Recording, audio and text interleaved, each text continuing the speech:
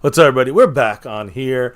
Part 2 of this stream. Yeah, we're apologizing for that. That's it looks like a YouTube issue. They had some issues earlier, yesterday, I think, with some issues there with likes and the number of people. Yeah, thankfully, usually here on previous MCF streams, it would be Spectrum, Fox Spectrum. Thankfully, with AT&T Fiber, haven't had that issue in quite a while. Yeah. But yeah, that was a YouTube studio shenanigans there. So thank you to everybody. We'll kind of give people a minute or two to trickle in here super quick. So we'll just do a very abridged version of our usual intro. Take a second, hit like, subscribe, hit the bell. Follow us anywhere and everywhere at MyCowboysFamily. Hop in the Discord, link for that's in the description box down below. Thank you very much to the people representing on the board here. McLovin, showing the love. He is your Cash App King and your sponsor of the week. Damn right. And speaking of double representation there, Jason Renfro is the stream boss and your membership gifting king. Yes, much love to the winners of last week and the leaders, like Skeptical Fan, currently with 2 gifted memberships in the lead for that gifting king. Basically the top of the king of the gifting board, and then Cash App King and Stream Boss. I'm sorry, not Stream Boss, it's still Jason Renfro, but Cash App King and Leaderboard. I guess, leader. I don't know. That would be the same person, the man, McLovin, in the house. So appreciate you guys and everybody who dropped the love tonight so far from part 1. Jacob Vasquez, Brandon JS, and Skeptical Fan staying skeptical. That's right. With that gifted membership. So let's keep it rolling here. Yeah, Not sure where we left off, so we might have to. I might obviously re-say 1 or 2 little things we said, so we'll go ahead and just kind of restart on that Stephen Jones and quarterback point we made, since I think we got cut off right I want to make sure people they get to hear the Trey Lance stuff that we discussed, or any of it yet. We'll start over, but I'm just saying. I'm pretty sure we were more than halfway into that discussion, so like I said, we'll just start from that beginning. Yep. Sounds good part there. So like I said, Stephen Jones did comment on the fact that all 3 of our currently signed quarterbacks are going to be free agents next year, right? That's what I meant to say. If you go back to our end of the last part 1 of this thing, I talked about all the quarterbacks out there that were going to be free agents and how Dak had a little more leverage on top, another piece of leverage he had. Because he was the best of that bunch, right? Definitely the top of that bunch, without question. So Stephen went on to say, quote, "Certainly Dak is a priority in terms of his contract, and certainly we'll be taking a look at Trey Lance. I know Trey will look at his situation as well in terms of what his options are. I'm sure a lot of that will depend on how everything works out with Dak. Cooper Rush has been a strong backup here for us, but all of those things will just have to play out." And I'm almost positive I got cut off just when I was saying that I think Steven was actually pretty clear on how that breakdown will go. We either keep Dak, hopefully keep Trey as our backup, but Trey Lance is going to have more options than just being the backup quarterback of the Dallas Cowboys, it sounds like. So if he wants to move on to greener pastures, or pastures with more green for him, very understandable. Money pastures, yeah. But it also seems to also kind of imply that, without the directness of the Dak stuff, is, if we move on from Dak, we got Trey right here. So yeah, well, and that's, again, I just want to say that's one all thing. I was trying to say as far as what he was implying there. But I understand. I think the thing about Dak, though, is that they're playing negotiation games now. Exactly. This is a negotiation game that they're saying, Trey Lance, he's ready. Some of you guys, like Dak Delusional, think that Trey Lance is ready to roll. It's not. Rodriguez cracked me up. He's like, MCF, you start talking about Dak's contract and Jerry shuts you down. I'm telling you. Jerry came out of nowhere and said, hold up. Now, we had 40 people. We're down to like 20. Hopefully, we get everybody back and they get caught up. But anyways, the point here is with Dak's situation, I think it's negotiation stuff here. I think Trey Lance is improving, but he's nowhere close to where Dak Prescott is until we see more, and I doubt he's close enough. So we'll see. Maybe he is close. He's not as good, but maybe he's close enough where the Joneses want to roll with him in the future. That is a possibility. Don't cry when next year, we're paying $40 million to Dak Prescott for winning games with other teams. Anyways, and other teams that are better managed. Yeah. So I think I got everything up to date on this chat. I think we got the chat set up in here. So, I'm not sure. Do I have the chat fixed? Yeah, I do. Okay. Yeah. So, want to make sure that we continue with what he said, because he didn't stop there. Because again, he spoke more about Trey Lance. Yes. Not just about the quarterbacks that we just talked about. All 3 of them, which are all going to be free agents as of this moment in 2025. What else did he say regarding Trey Lance? Quote, "He's done nothing but excite us even more as he's worked here all of last season and in the offseason. In terms of his work ethic and his skill level, we're very pleased. He exhibits everything you would think a top 5 or top 10 pick would exhibit. He exhibits similar type of work ethic to Dak Prescott. Obviously, Trey is a really good athlete, And the most important thing is his arm. He's got a very live arm, very strong arm.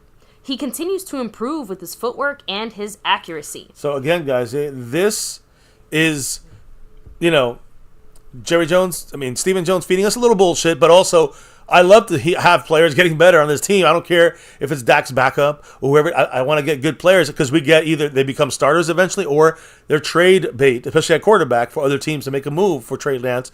And we do know there's some teams like the Vikings that were interested in Trey Lance. Still not any deals made. So we're still kind of waiting to see Trey Lance. Let's see his improvement from the Niners to where he's a year and a half later. We'll see that. There's a little bit in training camp. We'll see it in preseason.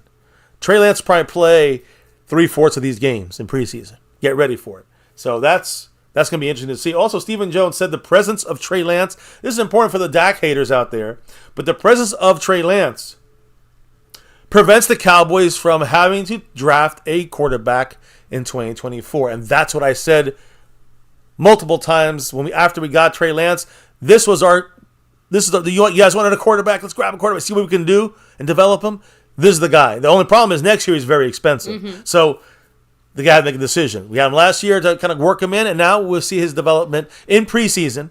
And after we see the preseason development, you might get more suitors that give up maybe more stuff for someone like Trey Lance, or maybe the Cowboys can use this as a way of like managing things with Dak Prescott. So there's a lot of things that can come with this, but I like that we have a guy who looks like he's improving. He's not Dak level, a starter level yet, but it also prevents us from having to draft a quarterback.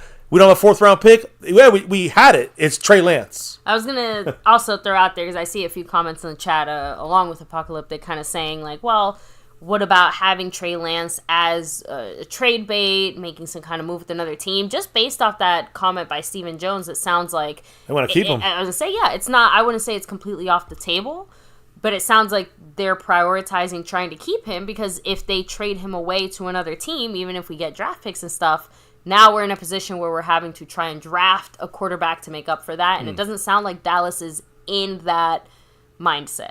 Yeah. I think that's the best way of putting it, right? So something else I also want to point out, because Tiachana did throw out, I don't know. I think the drama with Dak off the field might be holding the Joneses back. And I kind of have to agree. The Jones, the clown show is going to clown show regardless. But you can't deny that as a front office, I'm not exactly jumping to extend Dak or sign Dak when he currently has this legal battle or situation going on. Just saying, I think that is a fair and valid point to make. So I'm not too concerned over that. I just don't know when that situation is going to wrap up. I mean, it better wrap up before it's time to sign a quarterback. Well, speaking of signing quarterbacks, there's actually more comments from Stephen Jones referring to, does he fear the possibility of losing Dak Prescott or having issues with the contract signing and negotiations? What did he say about that? I've got my mind on being better than we were last year, and that's where the focus would be. Every player you've got has some time when his contract is up. You would walk around with the shakes if you feared it. You can't, because they all come up and they all can get hurt. So he did reiterate as well that Dak's contract is a priority for the Cowboys. So I think that's also his way of maybe saying, we're not just sitting here ignoring it or doing nothing. It's a priority. But again, listen to that. It's a priority. Is it the priority right now? No, it's not. I'm sure there's a variety of factors. But I'm sure the legal stuff probably is a factor there. Now, adding there too, swing your priorities, right? So Stephen Jones said the Cowboys know what Micah's doing with his own off-season program, and they feel good about where he's at. Remember guys, he's not there. Yeah, he's never joined the Cowboys. Well, I think the first year might have, but the last 2 years he has. This year, of course, and last year he was not there at the OTAs at the very least. So it's not that he's holding out or anything like that. It's just his own off-season program. You guys remember last year we basically saw him doing all that boxing and all that He got Dan Quinn in there with him and some players. So his own off-season, again, he's having punch contests. Yeah.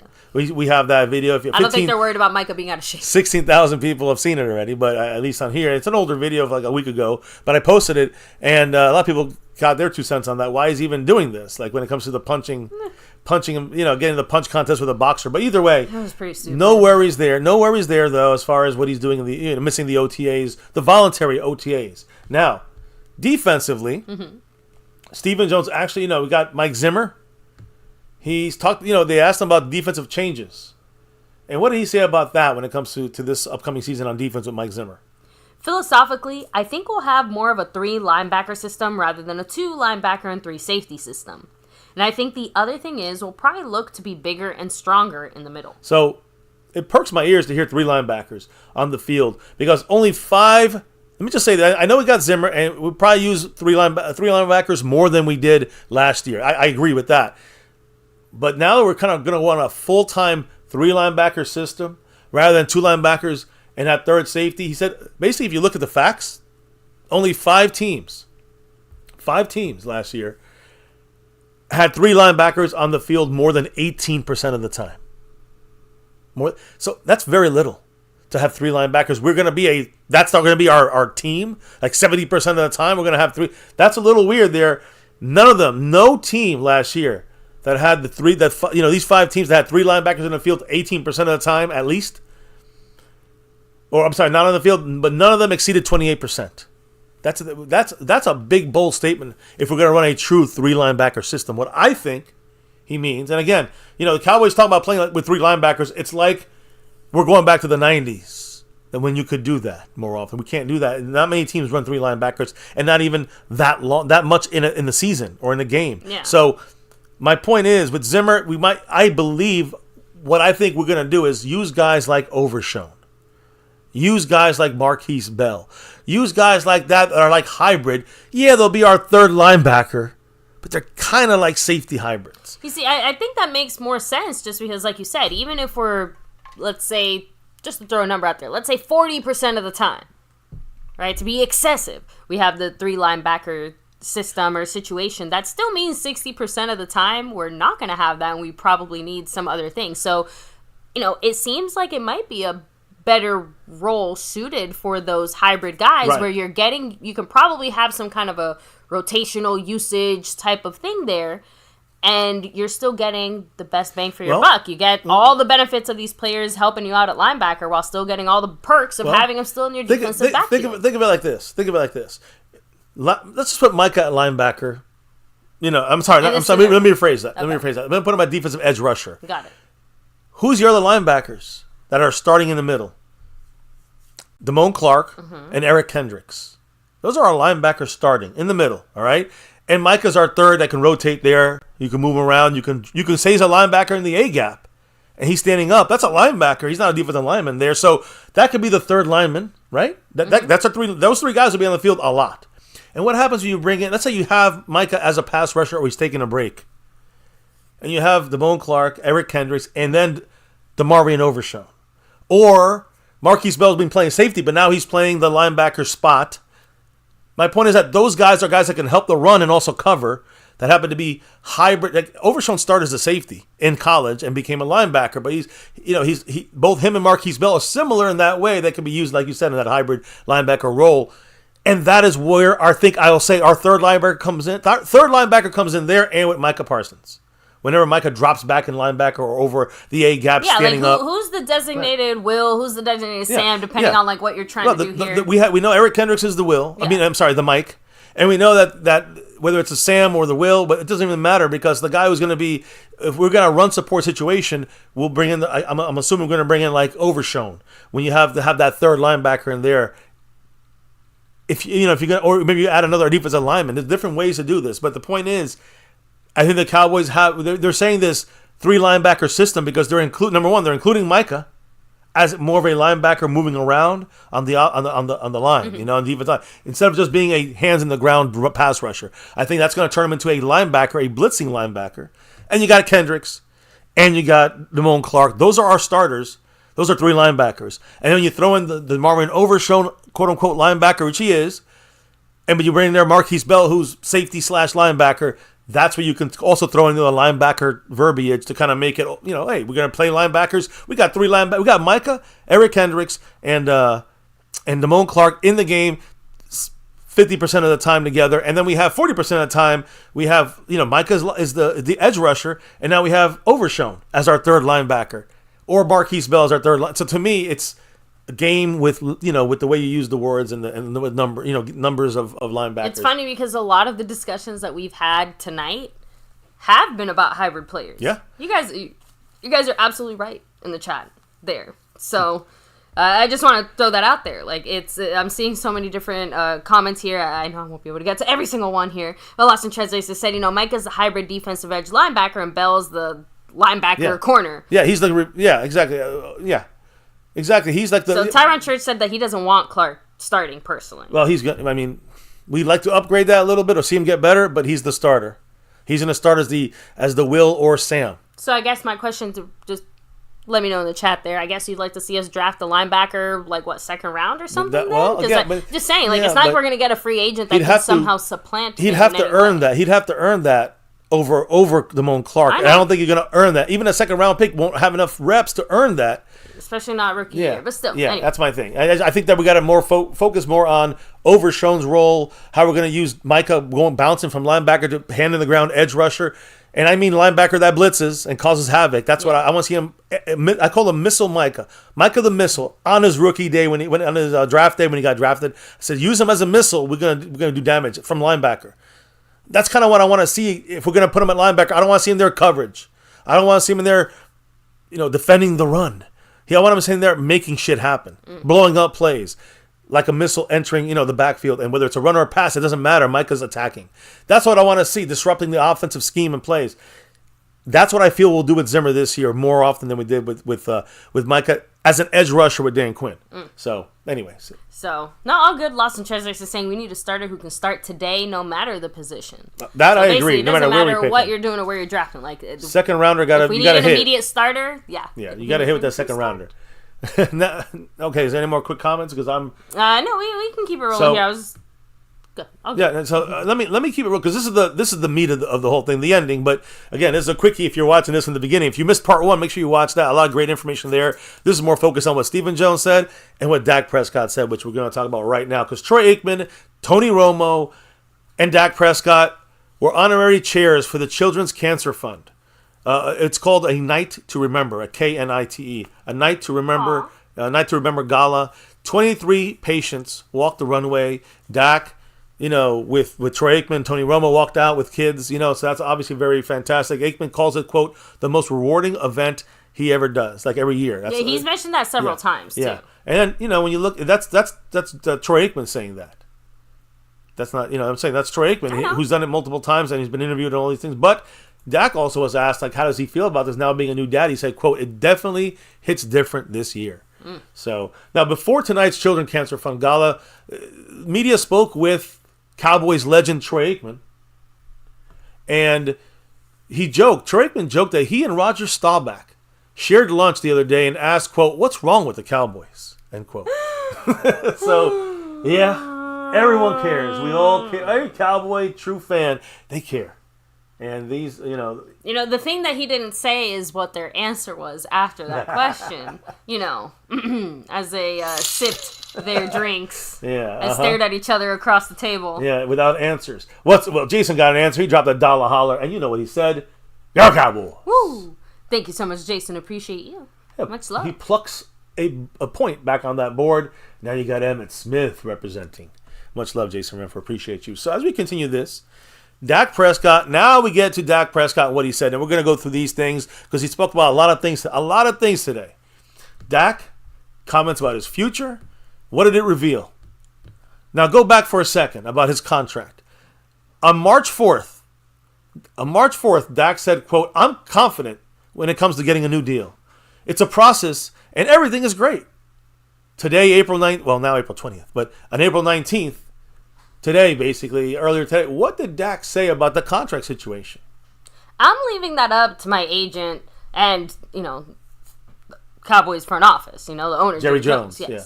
When those talks begin, I'll be more involved. He did say that he's had conversations with Jerry Jones and that even though the extension negotiations haven't officially started, that there's what he's calling a similar understanding, adding in their quote, that's not any gray area in that sense. We'll address moving forward as that comes about. I just want to say something there.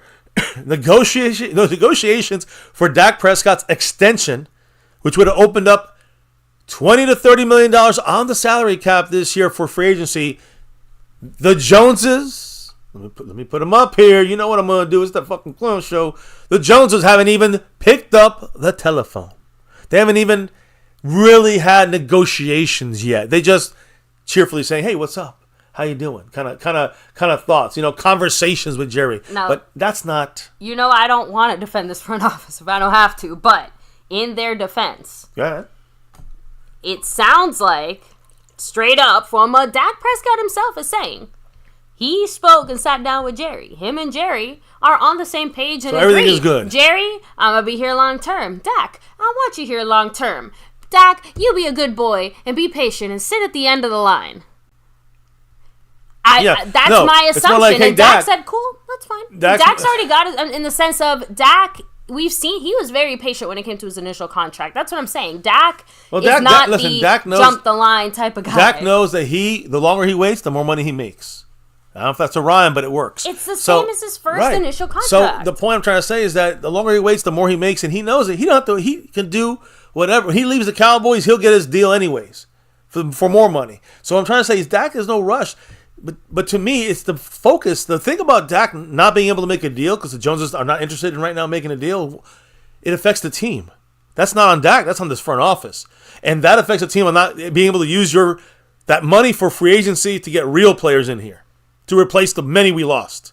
That we can definitely bring in if we had Dak's contract extended, if we had CeeDee Lamb's deal done.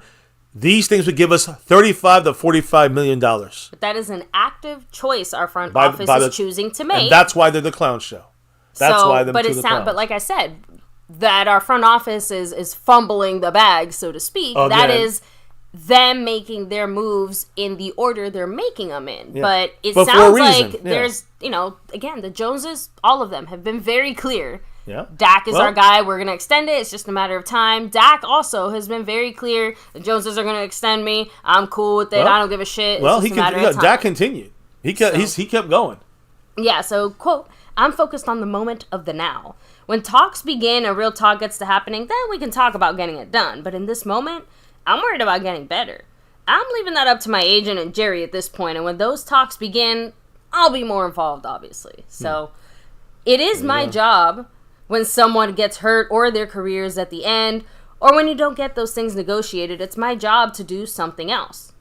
First of all, if you really want to get it done one way, you compromise and do it more their way. But if your decision is that's too far and it would cost me 2 guys over there, then you don't do it. That's every day of my life. So yeah, and again, I was going to add to that because Dak also touched on. Listen, when you look at that, as far as adding players with getting, with like, because Dak did not want to be, and I'll say this in a minute, he doesn't want to be the number 1 paid quarterback. So, like, he understands that some guys you can't salvage because it's business. Stephen Jones said something similar to that. So, Dak Prescott, now with his own situation, and Dak gets back to the player choices. I want to kind of hold off on that a little bit, but that's my fault on that because we're going to end it with kind of more in-depth kind of answer from Dak Prescott. But Dak was also asked about his allegations and that extortion lawsuit going on. He said, quote, I know the truth, and I'm confident in what we filed. I know some things have changed as far as those things being dropped and then reissued in another county. He said, I know some things have changed and their sense and where they're filed, but that doesn't have any weighing on what we're doing and how we're going to go about our lawsuit. So it sounds like Dak is, saying the same thing he texted earlier today. He's basically just, I'm saying he had texted that earlier to a newspaper. So now Dak said that contract talks, again, like I said, they're not really truly start up yet, as you kind of mentioned a quote there. And they also asked him, does he want to be the highest paid quarterback in the NFL? He said, quote, I'm not trying to be the highest paid quarterback, not necessarily, so I'll just wait till the negotiations begin. I obviously want to put this team in the best situation. And again, what does that mean, the team in the best situation? Mm-hmm. He wants the team in the best situation. That means saving the team money so we can get better players. Like, Dak's all in on this. So for every person who bitches that Dak is just trying to, selfishly siphon all the money for just himself or like something like that. Wow. Look at Dak, Dak just said, listen, he still wants to get paid, but he wants to get paid he don't mind getting maybe not taking that number one quarterback pay. That means not $60 million. That means not $57 million or 66, 56. That means like 53, 54, 52. Yeah, Dak's looking for a raise. That doesn't mean, So give him everything. That's very important. And I think whatever Dak said to Jerry and Jerry said to Dak in their conversations relate this kind of this thought. And I think that Dak knows he's taken 50-something million, not over 55. I'm also going to assume part of the reason that he's also saying that, guys, Dak's not stupid. He's not sitting there pretending, thinking he woke up today and he's Patrick Mahomes, right? Mm-hmm. He knows he has ways, places to improve, things to get better at, you know what I mean? Limitations, right? So that's what I'm trying to say. It's like a fair balance between, I know I have what I have. I know the places I still need to improve on. Yeah, it's funny how the Dak haters don't talk about this, because I'm sure even Dak delusional, he wants Trey Lance and Cooper Rush. But other than those crazy, ultra crazy, even the Dak haters might say, I don't hate Dak as much if he's getting paid $52 million. Yeah. Because that means he's getting paid what he should be getting paid. I know a big problem with, Dak's situation has been a lot of people just saying that it feels like what he's getting paid does not match up with the current talent level he has. Right. And I think a lot of the haters, half that hating group will be cut in half and they'll become Dak likers. Not lovers, but Dak likers, Dak supporters.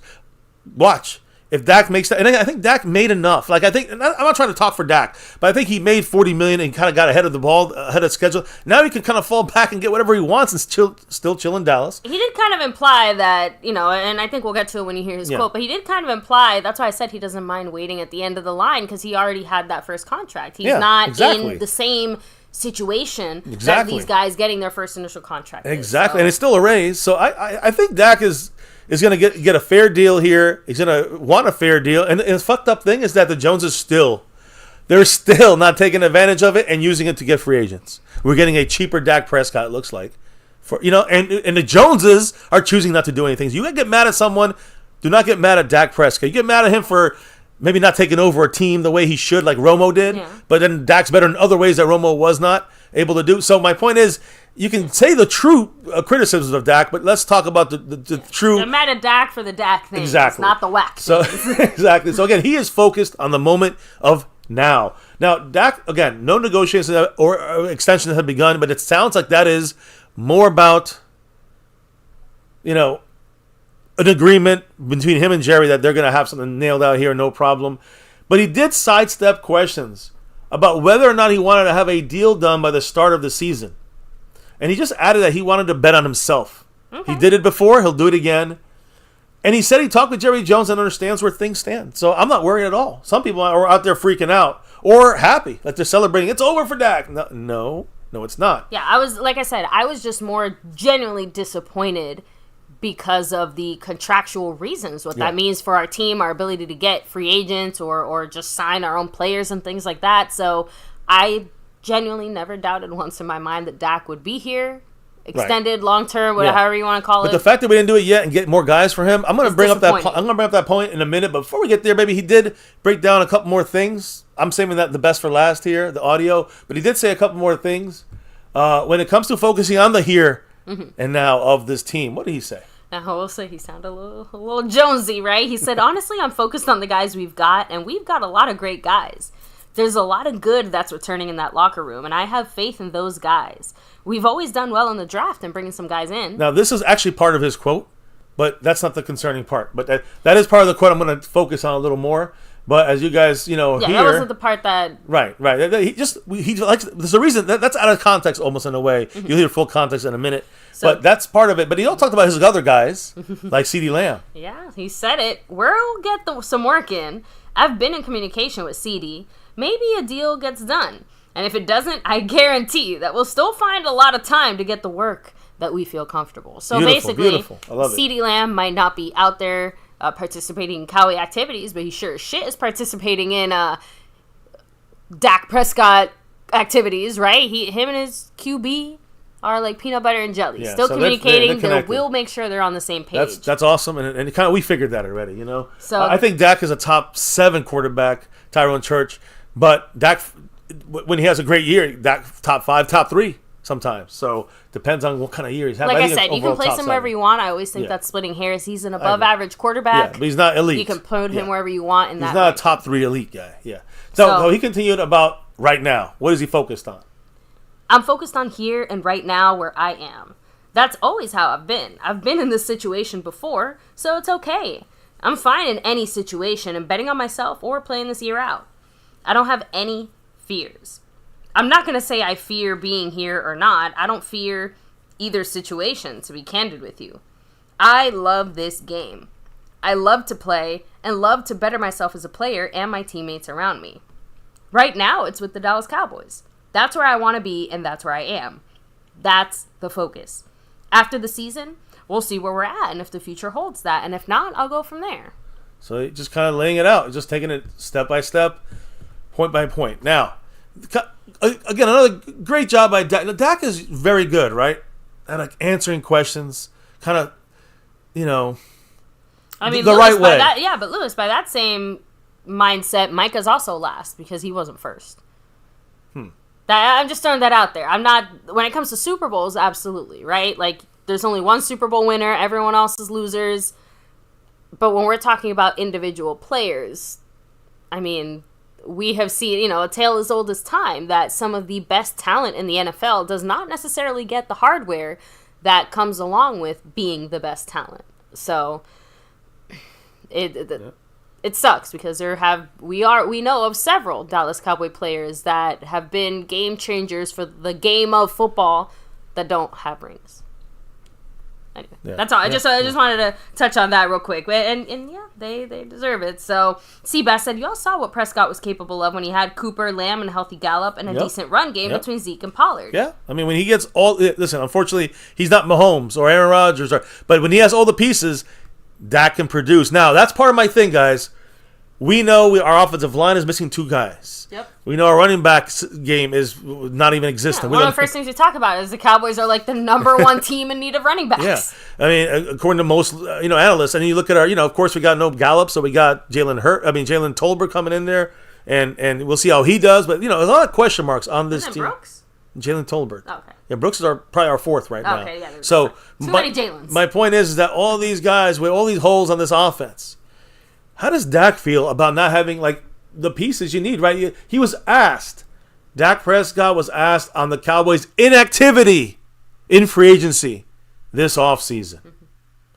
And remember, he said he wanted to see what the all-in looked like? Remember, he was I felt he was a little bit, doubtful about the all-in comment by Jerry Jones. So we know it's not an all-in by this front office, not the way that every human describes an all-in.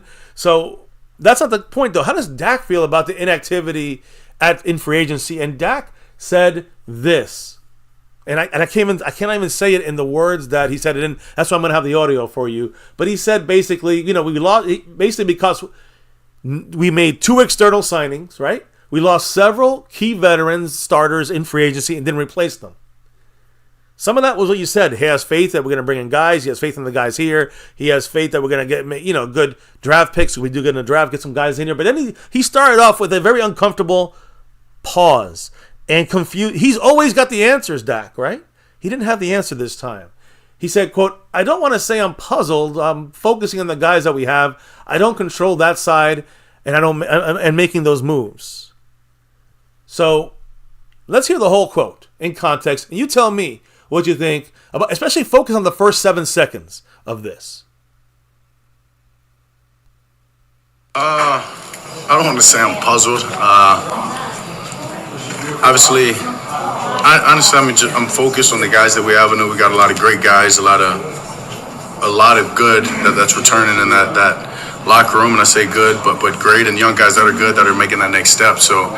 Obviously, have faith in those guys. Always done well in the draft and bringing some guys in. So hopefully that'll make a big impact. And I think right now for me, it's about just focusing on the locker room and pouring into those guys. And I don't control that side and making those moves. So I'm not going to put too much thought and angst into it, I guess, and what we're doing and how we're getting that done rather than just how I can invest in the guys and making sure that they're getting better and holding myself accountable to do the same.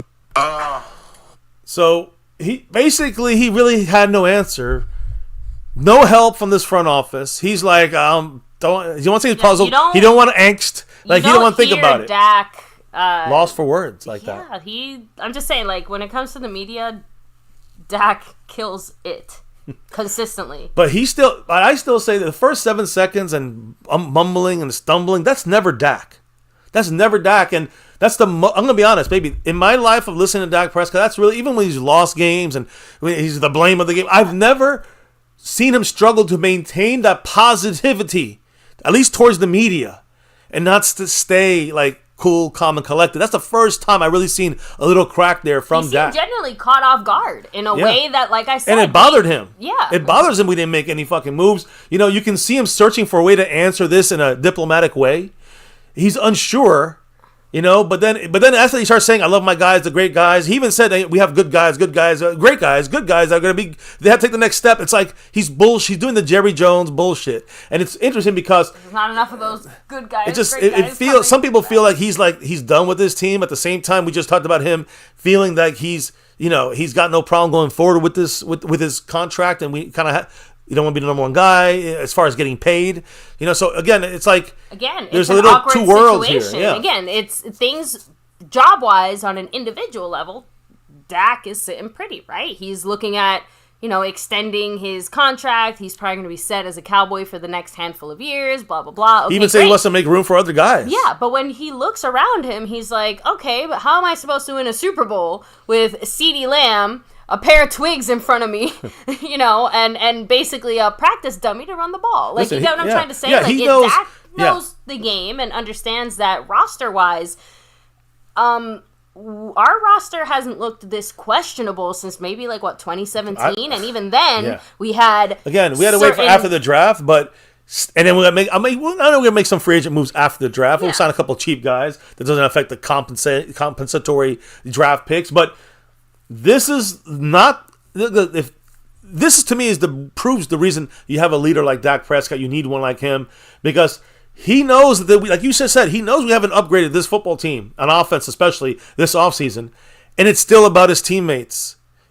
Whether it's getting them ready for the season, and he has to give that answer, but he always done that. Or even now, we were hearing, I don't need to get the highest paid money. I want to help the team. He also said 2 or 3 times in some of the quotes we mentioned that about elevating his teammates, right? Or helping his teammates, helping them get better. So it's, obviously a big focus for Dak. The horrible thing is that all these things that are happening in business and in the NFL, people don't like Dak, this and that, whatever. But every time the Cowboys, we think they cannot be more incompetent on this front office. I say, hold my beer. My goodness. It's like they hear us, almost like they hear it say, we can do worse. We can do worse with what MCF is saying. I'm dumbfounded sometimes. I feel bad for Dak, honestly, because he's trying to win, and these Joneses are just trying to make money. So, again, every time he's going to give the Cowboys front office a break, and they're going to do nothing with it. We're going to do something. Next year is all in. Next year is going to be the all-in year with the new coach and the new schemes and everyone new. And I'm just saying, I'm trying to figure out what this front office is talking about because I think when you work for this organization and you're confused, like Dak Prescott, and he's supposed to be your quarterback superstar, that's something wrong with the front office. That's the problem. The mishandling of this entire situation with Dak. It's like you have to be. It's like they taught a class. What's up, Alice in the house? Appreciate you. Summing it up. Appreciate you. Hope you're feeling better, Alice. But yeah, if you think about it, guys, the way you can fuck up something this bad, it's like they are professionals at fucking shit up. It's like they took a class on how to fuck up an off season. It just feels that way. This kind of fuck up an off season and your quarterback. You can't learn in a class. This is the type of on the job learning that most people dream of. I'm laughing through the pain. Trust me on this. It fucking hurts. I don't understand. I don't understand it. But hey, maybe you guys have a better... What do you guys think in the chat? So, real quick, first of all, thank you. Appreciate you, Lewis. How do we do it? We don't sleep very much. I have insomnia, just be but real. yeah. Yes, we take naps. We take naps. Yes. Actually, I had a very good nap today. So, now, real quick, I do want to read a handful of comments here. So, Cassie Stewart... Oh, I'm sorry. You hear your voice? Hearing my own voice will never... That made you jump. I'm sorry, baby. Go ahead. Oh, will never get easier. But Pioneer said, Dak is a true Christian man, and that is few and far between. Thus, he signed for some resistance. He's worth so much more than most football watchers could comprehend. Well, I'm not really basing it on his religious viewpoints. That's whatever. No, but it's more, again, it's the way he character. is. Yes, the way he is, work Dak ethic, Prescott, his character, who he is a as human. a person. Yes, but as much as I wish that had more of a bearing when it came to the contractual side of things, it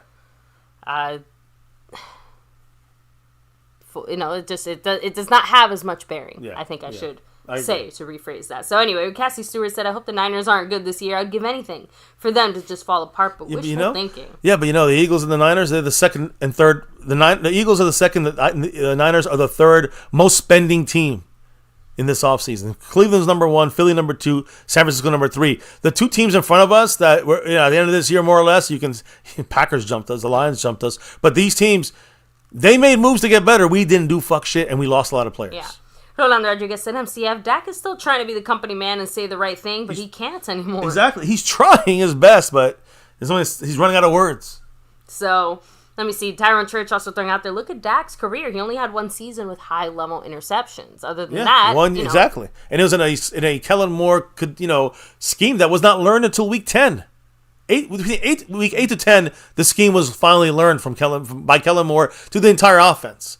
That's a fucking problem. Dak had to overcome bad routes by receivers and bouncing off their fingers. We made a video on that, counted it out, and it's like 7 interceptions were Dak, instead of the 14 or whatever he had that year. Yeah. So something else to kind of consider as well with the extra game. We haven't really talked about how that's affected most stats, but that also means quarterback stats. Yeah, pretty much every quarterback across the board is going to have more interceptions, statistically speaking. That's a great point. So, anyway, thank you, Alice. And MCW is awesome, and MCF is okay, too. So, yeah, he's all right. Thomas Garrett said, that's all we can do. Yeah. MCF. Yeah, I'm with you. Dave Brown, shout out to you.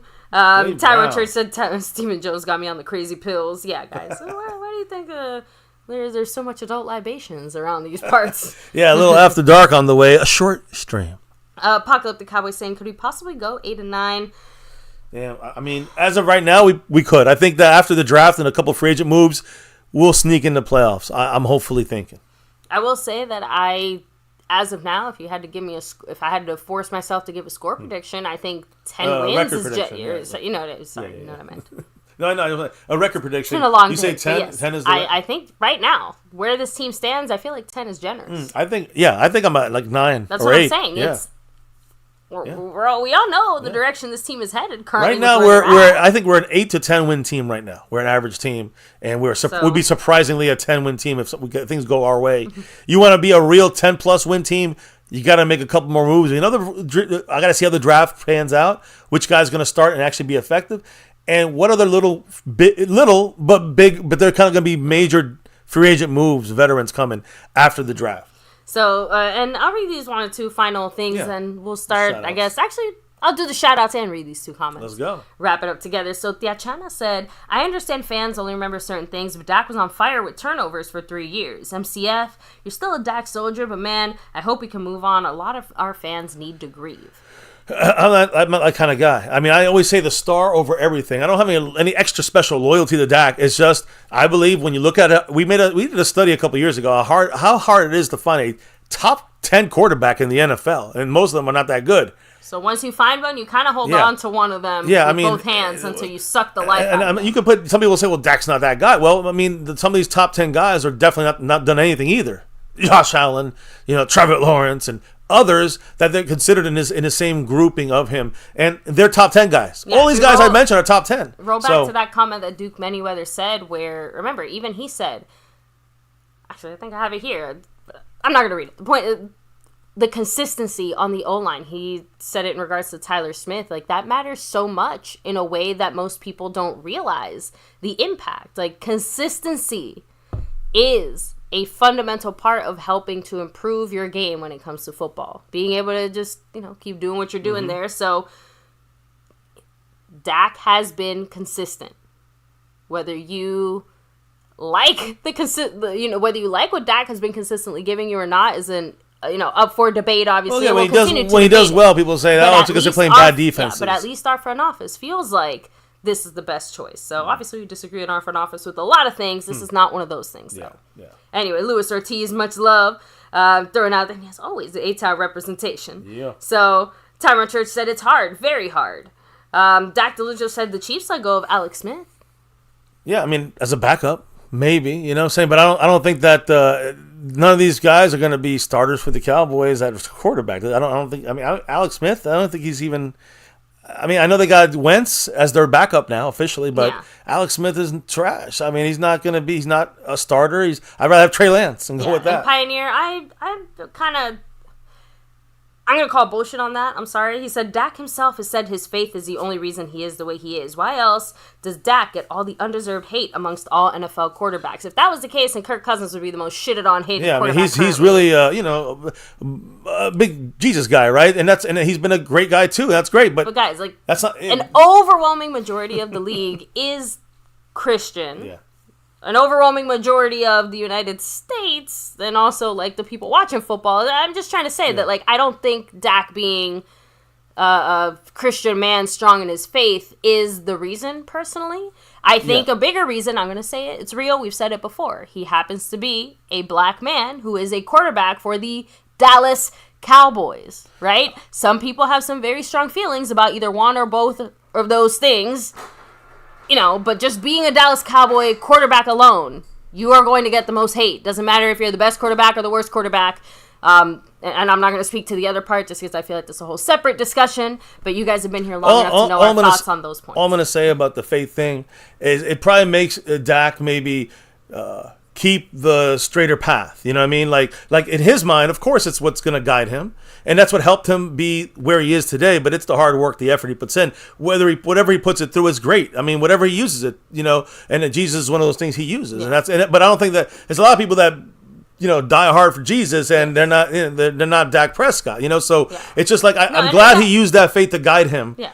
But, his hard work ethic is and no good Pioneer. Yeah. Trust me, that wasn't a bash, just trying to we just clarify that point because, again, hey, Dak, his entire, mission statement, so to speak, right? The faith finish fight, that has been that drives Dak's motto and statement, and I do agree. Some people have been always bothered and intimidated by Dak's very strong sense of self. So, again, shout out and huge credit to his mother because he has made it very clear that he would not be the man he And he also matured through those things, getting those fights after, and when he was in Mississippi State and then, dropping him in the draft a little bit and then, manning up when he got to the NFL. Even though he did, after that rookie year, bang some chick in his SUV at the freaking Gentleman's Club, and now he's getting rape charges for that. But that, again, still maturing, I guess you could say at the time. It was the Christian thing to do. I mean, you might as well, stay close to her work. Anyways, as we're clearing out here, the Dak discussion is over, and I just wanted to clarify all those things, whether it was the way he spoke about things, or whether it was, this contract situation, what he thinks about free agency, whatever those things were. I'm glad that Dak at least covered it, even his rape, assault, alleged case, whatever it is. Again, he talked about it all. I'm going to do the final shout-outs. Yeah. I already said it earlier, but I do believe the only reason we got any statement on that, Dak and his team must be very confident that things will go in his way because you do not comment on a current legal case, especially something like this. Yeah. Most of the time, he would have just said, let the lawyers handle it. We'll let he's straight up said, he's like, oh, no, we're confident. Yeah. Ooh, okay. We got all the proof we need, and I believe that. Oh, Dave Brown cracks me up. So, hey, it's all right. Trust me, we're all good there. Dak Delusional, Dave Brown, Tyrone Church, much love.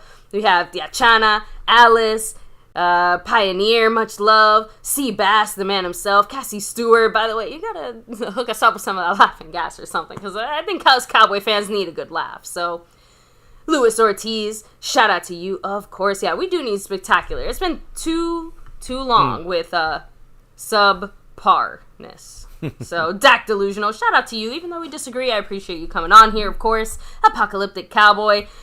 Man, I hope your apocalyptic prediction there does not come true because 8 and 9 would make me that's vomitous. So, Thomas Garrett, the superior Garrett, of course, Chalk to Montana 808. Much love to you representing here tonight. A two-part Fan Friday. Yes, these YouTube streets have not been kind the last 24 hours since YouTube is glitching out consistently. So. Pretty bad. Just want to make sure I don't miss anybody here. I'm going back as far as I can. Aztec Aguilar 04, Rolando Rodriguez, Frank Moyer, A-Town Frank. Yeah. We have Jason Renfro, Jason. Of course, Daniel Berry Sports Highlights. Well, by the way, Jason has 21 points up on that Stream Boss right now. Much love and appreciation to him on that. And, as we closing this thing out here, we got to give some shout-outs to those that are rocking the spot here, like Mr. McLovin, the man McLovin, who's our sponsor for the week and the Cash App King. And like you just said, Jason Renfro in the house. He's our Stream Boss and the membership gifting champion. With Skeptical Fan with 2 gifted memberships this week. He's challenging that top spot, trying to take the crown. But he had back-to-back before that. So Skeptical Fan in the lead there. And then in the Cash App and the top of the leaderboard, it is the man McLovin again, trying to go back-to-back like our 90s Cowboys. So much love to the man McLovin and everybody else who participated in tonight's show on the chat, dropping the knowledge, and also those that dropped the love, like Jacob Vasquez, Brandon J.S., Jason Renfro, and Skeptical Fan. Thank you all for the love from above. As we close that out on a double stream Friday, Fan Friday here, guys. Appreciate you all. Hit the like, subscribe, and that bell. Follow us on Discord and Twitter at MyCowboysFamily, X, whatever it's called, and all that good stuff. If you're watching us in a replay, make sure you hit the like button. Don't forget that. And, baby, let them all know why we do this each and every night here at My Cowboys Family. It's that navy blue, that silver too, and that star over everything. Guys, here on this channel, win, lose, or draw, good, bad, or ugly, here we always rep that star over everything. And for the last almost 7 years here on YouTube, never forget the number one thing here, now, and forever on My Cowboys Family. As always, and never forget it. Go Cowboys! Let's get that 6 and beyond, baby. Hey, probably no stream tomorrow on Saturday night, but Sunday, the man Seabass. You're going to be here live and in full effect. We're going to hear his thoughts of this horrific free agent season and, pre-draft thoughts. And then, of course, starting on Monday, Tuesday, we got our mock draft coming on here. You don't want to miss that, as Thursday kicks off round 1 of the draft. And we continue, hopefully, easing our way into getting more players. I don't know. We're just waiting a couple months, I guess, to do anything. Anyways, thank you all for dropping your knowledge in the chat all night long. All night. And we'll see you guys shortly here, and by Sunday at the very latest, as well as those that dropped the love from above. Thank you. Cannot do that without your love and support. That's in this channel and also the After Dark channel. We'll see some of you guys over there, I'm sure. And then, of course, as we clock out for the night officially and relock and reload for another show, probably on Sunday to close out the weekend and get ready for the draft and hear from Mr. Seabass. Maybe before we can drop out for the night, let everybody know what we got to do before we drop out of here. We got to drop the beat. Yeah, the beat for part 2 of tonight's stream. Check out the first one if you missed it. It's the one right before this one. Can't miss it. Guys, thank you for joining us here. Another wrap up for the last 2 days on a Fan Friday with 2 streams. And as we wrap it up here, don't forget, thank you. A big thank you to you guys. You can be anywhere else you're watching right here on MCF and another Cowboys chat. We talked about Dak's kind of puzzlement when it comes to this front office and their lack of free agency. We heard about Tyler Smith's, superiority at that guard position. And this whole draft situation, why we're not going to draft the quarterback, we got Trey Lance. He's our backup, and we'll see what happens in preseason for him. And, of course, we talked about much, much more. Thank you all for being part of this thing here on MCF, My Cowboys Family. It's always about that navy blue silver too. Star over everything. Never, ever forget the number one thing right here on My Cowboys Family. Thank all of you guys for rocking it here with us. Don't forget to hit that like for the stream. Hit the subscribe button to keep growing the channel. Hit the notification bell on. Put it on to all videos.